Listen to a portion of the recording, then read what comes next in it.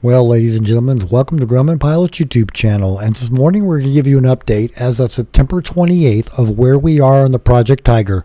A lot's been done to the girl, and there's a lot more coming, but she's getting ready to fly, so stay tuned. We would like to ask you please subscribe, hit the like button, and hit the notify to stay current with our content. Here's where we are on the Project Tiger. Made some big progress in the past couple months. You'll see that the tail section is completely closed up. Got all new hardware in the rudder. Pretty much everywhere where there was hardware, it's either been replaced or put back like new. We got rid of some of the antennas on top, as well as the residual antennas on the bottom. Put new step fairings in, all new windows, and all new plastic. The interior is about halfway in right now because we're getting ready to put the wings on. But here's a view of the interior. We went with a dove gray leather and a white plastic and smoke gray windows. Coming around the other way, you can see the panel, which right now is turned off, but we've got the Dynon HDX panel, the Avidyne 440, the Trio autopilot, and the backup Dynon. We've got brand new blue sky visors in there, brand new double bead seal, brand new front canopy seal, brand new turtle deck seal cloth, so it'll last a long time. We have down on the gear, all new brakes, all new lines, brake linings, calipers rebuilt.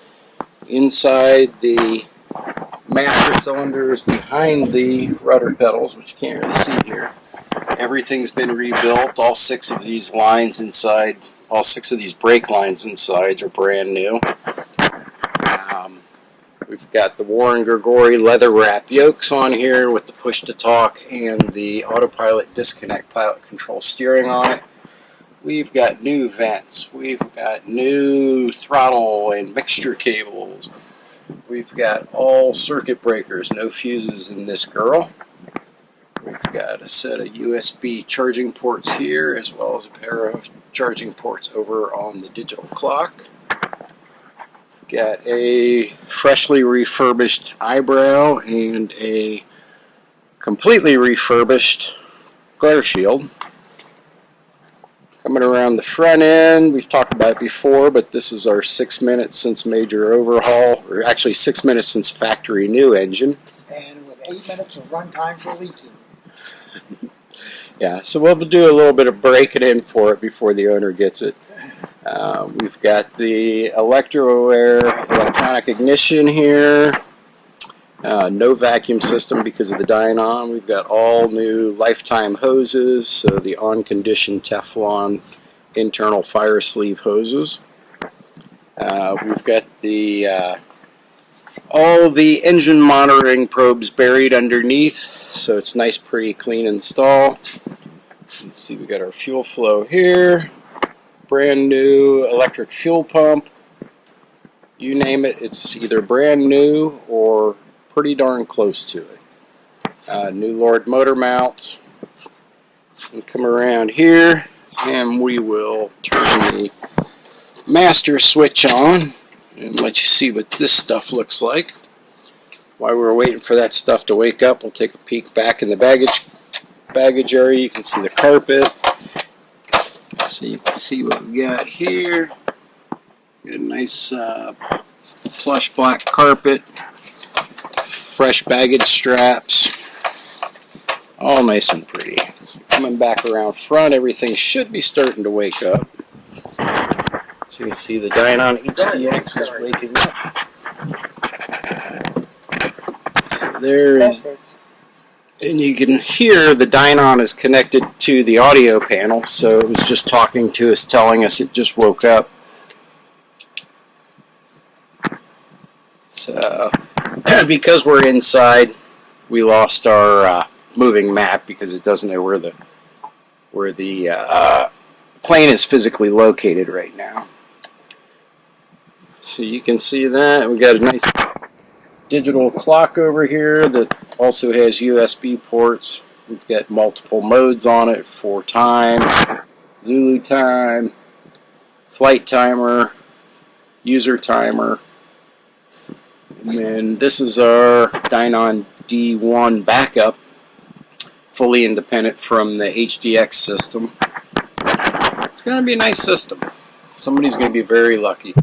Over on this side, you can see the panel blank for a second 10-inch Dynon HDX panel, which would probably be about a 20-minute install because it is completely pre-wired back there.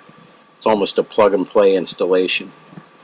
So I'm trying to talk Roscoe into second one, but I don't think it's going to happen. So that'll be something our new owner can get on their own. But for the time being, we'll probably put a iPad mount over on that side to utilize the Avidyne software in ForeFlight, which talks very, very nicely with the HDX and Dynon system. Back on this side, one of the things we still have yet to do, aside from putting the wings on, is put the autopilot servos in. Waiting for the wings to go on and the control surfaces to be rigged before we do that, but that's all that's left on the autopilot install is physically attaching the servos. The harnesses are all run. Head unit is in place. You can see we ended up with, I think, about 130 feet of RG400 cable. Awesome. We rewired the entire plane. I'd be hard-pressed to say there's more than 20 feet of original wiring in this plane, and most of it is from the panel back to the backside.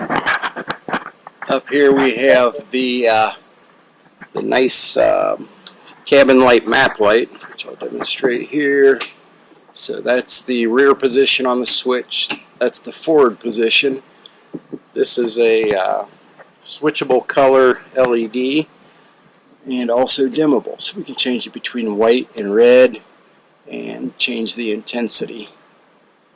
So utilizing just this will light up the panel all by itself, according to one of my customers that just put one in. So that is that. What else we got, Roscoe?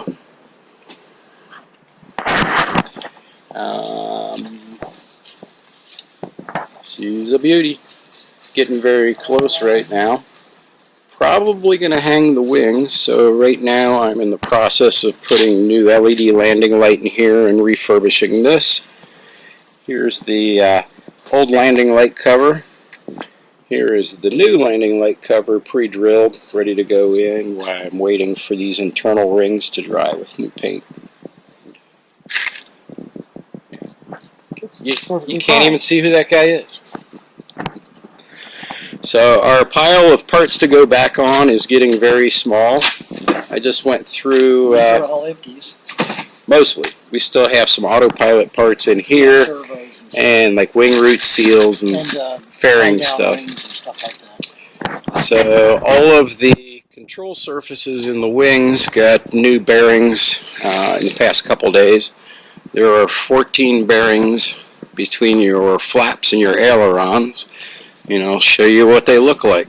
These are the old ones that I took out.